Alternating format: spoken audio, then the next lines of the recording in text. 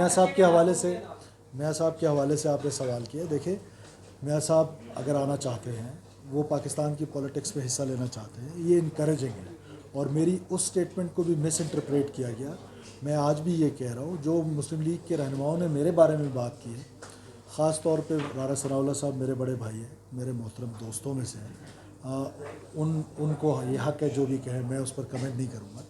میں نے اس پروگرام میں بھی کوئی ایسی بات نہیں کی تھی جن سے ان کی دل آزاری ہو. میں اب بھی یہ کہتا ہوں کہ میں نواز شریف تو وہ لیڈر ہیں جو بیٹی سمیت خود جیل جانے کے لیے آگے تھے. اگر ان کو جیل جانے کا خوف ہوتا تو وہ بیٹی سمیت, جب ان کا بدترین مخالف ادھر وزیر اعظم تھا تو وہ اس وقت بھی آ گئے تھے.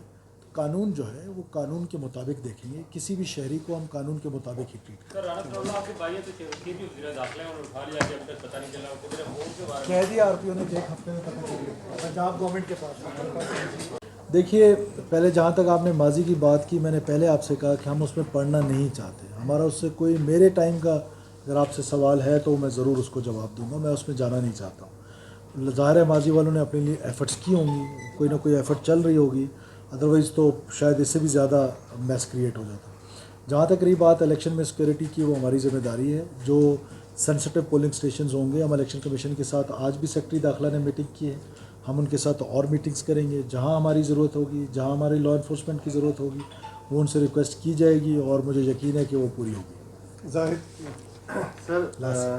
جس طرح آپ نے کہا کہ آپ کے سیکورٹی اداروں نے بہت ساری قربانیاں دی, یہ اچانک یہ لہر کیسے دوبارہ ہوئی, اور خاص طور پر وزیر داخلہ کے اپنے صوبے کے اندر, یہ آپ کو تو کوئی میسج نہیں ہے؟ نہیں, یہ کوئی پرسنل میسج تو نہیں ہوتا ہے, لیکن یہ ہے کہ بنیادی طور پہ جب اسٹیٹ آف پاکستان نے, میری اسسمنٹ ہے کہ اسٹیٹ آف پاکستان نے جب یہ فیصلہ کیا کہ وہ ایک ہارڈن اسٹیٹ ہوں گے, وہ ایک سافٹ اسٹیٹ نہیں رہے گا, تو ریئیکشن آنا تھا.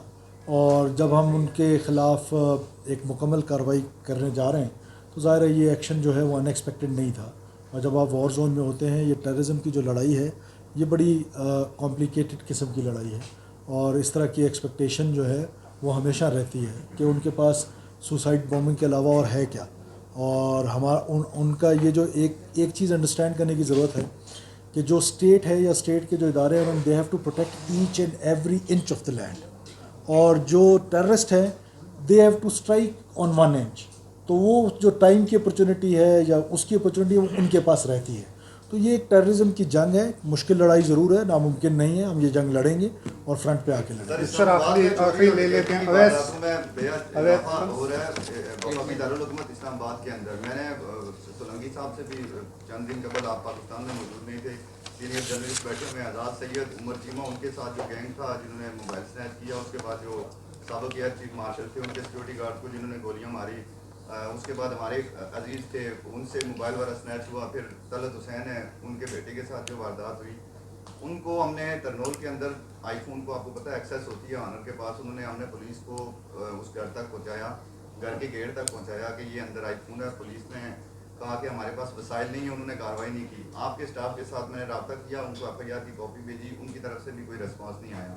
وفاقی دارالحکومت اسلام آباد دن دیہاڑے سر اس طرح کی ڈکیتیاں ہو رہی ہیں, چوری ہو رہی ہیں, اس پر کیا کہیں گے؟ دوسرا یہ کہ آپ یہ اسٹیٹمنٹ کو مسلم لیگ نون کے رہنماؤں میں کافی غصہ دیکھا گیا ہے. تو نواز شریف صاحب آ رہے ہیں, ایک سوال, پہلا سوال زیادہ بہتر یہ ایڈ کر لیں کہ روزانہ کی بنیاد پر 20 سے 22 موبائل چوری ہو رہے ہیں, اور تمام تر کیسز میں ایک ہی طریقہ واردات ہے. 2 افغان, جو کہ ہمیں لوگوں نے بتایا کہ افغان بوائز آتے ہیں, موبائل چھینتے چلے جاتے ہیں. 22-20 روزانہ چوری ہو رہی ہے. آپ کو پتہ ہے کہ اس میں کوئی دو رائے نہیں ہے کہ یہ جو ایلیگل امیگرنٹس ہیں جب یہاں آئے ہیں تو ان کے بعد سے کرائم میں جو ہے ایک اضافہ دیکھا گیا. اور اسلام آباد کی ویسینٹی میں جتنی ہمارے دیہاتی علاقے ہیں وہاں پر ان کی پریزنس بڑی تعداد میں موجود تھی. ان کے خلاف ایک مکمل ڈرائیو سٹارٹ کر لی گئی ہے. اسلام آباد پولیس کے ساتھ ہم نے ان کو ڈائریکشنز دیے ہیں کہ اسلام آباد پولیس جو ہے وہ ایکٹیو ہوگی. جو واقعات آپ نے بتائے ہیں ان میں سے کئیوں کے وہ ابھی ہم ڈسکلوز کریں گے پھر کسی اور میٹنگ میں یا آپ کے ساتھ پرسنل میں, کہ ہم نے کئی لوگ پکڑے ہیں ان میں سے, اور کچھ جو ہیں وہ آپ کو ڈیٹیل. اور یہ میاں صاحب کے حوالے سے آپ نے سوال کیا. دیکھیں میاں صاحب اگر آنا چاہتے ہیں, وہ پاکستان کی پولیٹکس میں حصہ لینا چاہتے ہیں, یہ انکریجنگ ہے. اور میری اس سٹیٹمنٹ کو بھی مس انٹرپریٹ کیا گیا. میں آج بھی یہ کہہ رہا ہوں, جو مسلم لیگ کے رہنماؤں نے میرے بارے میں بات کی ہے, ख़ास तौर पे राना सनाउल्लाह साहब मेरे बड़े भाई हैं, मेरे मोहतरम दोस्तों में से हैं। उनको ये हक़ है जो भी कहें, मैं उस पर कमेंट नहीं करूँगा। मैंने उस प्रोग्राम में भी कोई ऐसी बात नहीं की थी जिनसे उनकी दिल आज़ारी हो। मैं अब भी ये कहता हूँ कि मैं नवाज़ शरीफ तो वो लीडर हैं जो बेटी समेत ख़ुद जेल जाने के लिए आ गए थे। अगर उनको जेल जाने का खौफ होता तो वो बेटी समेत, जब उनका बदतरीन मुखालिफ इधर वज़ीर-ए-आज़म था तो वो उस वक्त भी आ गए थे। कानून जो है वो कानून के मुताबिक देखेंगे, किसी भी शहरी को हम कानून के मुताबिक ही ट्रीट करें। सर राना सनाउल्लाह आपके भाई है तो उनकी भी वज़ीर दाखिला उन्होंने उठा लिया कि अभी तक पता नहीं चला, किधर फोन के बारे में कह दिया आरपीओ ने कि एक हफ्ते में पता चल गया, पंजाब गवर्नमेंट के पास।